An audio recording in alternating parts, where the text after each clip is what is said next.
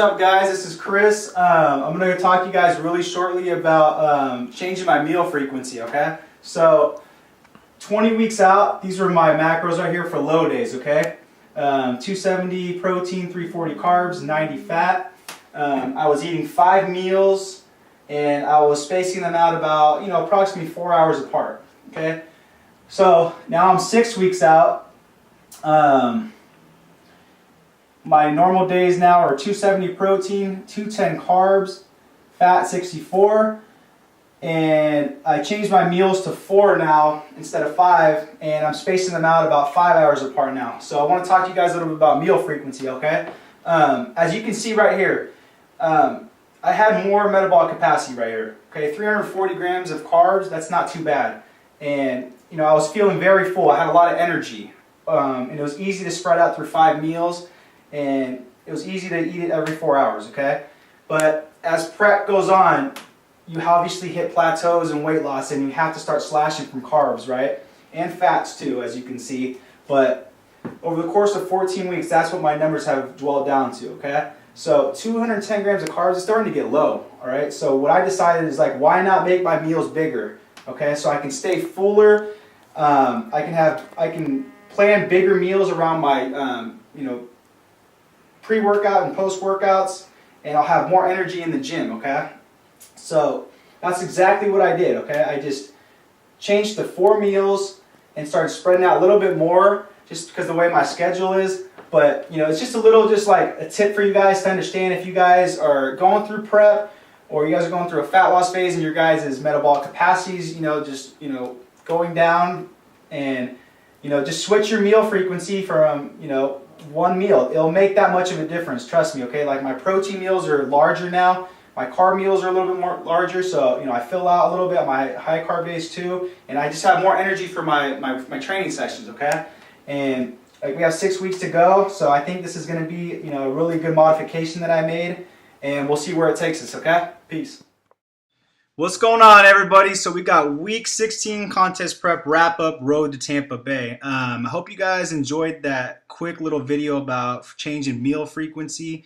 I thought it would help you guys out and just kind of see the bigger picture as far as cutting down your meal frequency and, just making it work out better for your guys' schedule, your training, your macros, and everything else that comes with it. So hopefully you guys enjoyed it. So this week in training went pretty good. Can't say that our strength has gone down much either. Maybe a little bit on the bench press, the shoulder presses, stuff like that, mostly pressing movements.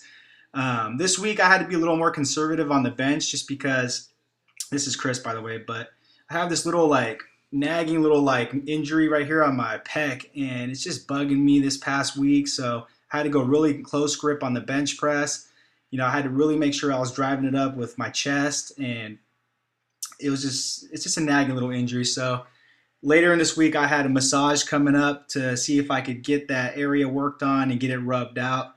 And, hopefully it's not something that grows into anything, but it's just one of those nagging little injuries that's, affecting me on some of my pressing movements for chest. So I'd rather take care of it and be safe than sorry.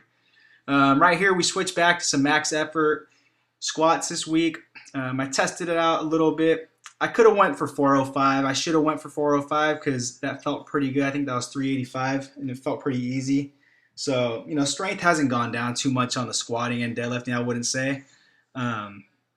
So that's how it went for the Tuesday leg workout. Thursday, we're doing back and chest. We tried out some pull-ups right here with some chains because we were using one of those dipping belts to put the weight on, and it's just a pain in the ass kind of setting it up with that. So, we had some chains here. And they're 25-pound chains, and we just wrapped them around our neck. And honestly, they worked out really good. They weren't hanging from our waist, swinging around. And, they worked out really good. So if you guys have some chains, try putting those around your neck and make you look a little hardcore too, especially with this guy right here with the tattoos, with some chains on him. But yeah, seriously, put it on and just try some pull-ups with that instead of having a dipping belt hanging and swinging around. And then right here, we're just doing some more just back workout, just really focusing on the squeeze at the top of the movement. And this is the incline braced rows right here. This is a really good machine that we've talked about in the past. If you guys have it at your guys' gym, try it out. It's a really, really good back workout and really targets like the middle of the back.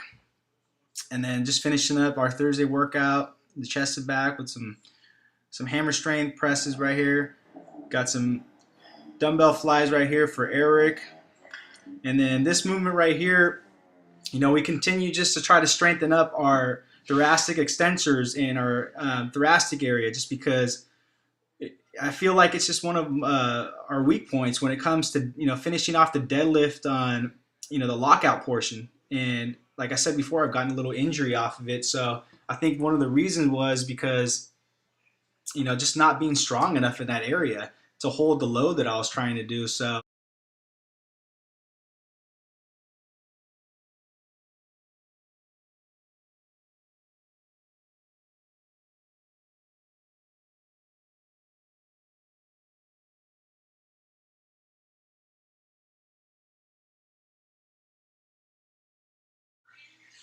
all right, as you can see too, kind of cut off. Sorry about that, but right here is our Friday workout. We're working on some speed work with some chains, like we've talked about before. What we did too after this was, instead of doing just regular, just conventional squats or hack squats, we tried out this leg machine or leg press machine that we have here at our gym, and it's actually a really good leg machine for leg press. It's made by Cybex. If you guys have one of these Cybex leg press machines at your guys' gym, try them out. They're really, really good. They got really good lumbar support, and they're just really, really good machines as far as for leg pressing and to take off some of that load on your lumbar spine. And if you have any type of injuries or anything like that with your back, it just takes off a lot of the load and just really hits the quads really well. And then we have Saturday's workout right here. I was riding solo. My brother was over in San Jose. So I had one of my buddies at the gym. Shout out to Luis for recording this. I need someone to do some recording for me, and he was more than willing. So thanks a lot, buddy. Just doing some shoulders and arms today. I usually have chest these days, but like I said, I wanted to play really conservative with this little nagging injury that I have in my chest. So all I did was just shoulders and arms today. And it sucks because I'm working chest out 3 times a week because, coach felt that was one of the areas I could just bring up, these next 8 to 9 weeks and really make it look full when I'm on stage. And, for me not to hit it, this 3rd week kind of just really irritated me because it's like, come on now, like I don't need another injury right now. I've dealt with a ton of injuries already and just not something I want to deal with right now. So played it conservative. Like I said, I had a massage later on that week, and we'll see what happens come, Monday, see how I feel with it. Right here, it's called a run the rack lateral raises. This is a really cool one if you guys are doing shoulders. Just pick a weight where you can do a normal, rep range from 5 to 6 reps, and then just do 4 drop sets after that, from 5 to 6 reps. So if you do a 30 pounds your first set, drop it down to about 25, and then 20, and then 15, and then 10. Just burn it out. It's a really good way to get the mechanism of metabolic stress in there, one of the key mechanisms for hypertrophy growth. So try that out. And these next 2, what I'm going to talk about is Sunday was our father's birthday, so it was kind of a rough day, really emotional day with our family. For those of you who don't know, we lost our dad 10 years ago in a car accident, so today was a day that we celebrated with our family. And one of the biggest reasons that we're getting on stage this year is for our father. He was all about hard work, and he instilled this in my brother and I, and this is something that we're going to make him proud of, and he's going to be watching when we're there in Tampa Bay on that stage together. So that's a wrap up for this week, folks. We'll talk to you guys next week. Peace.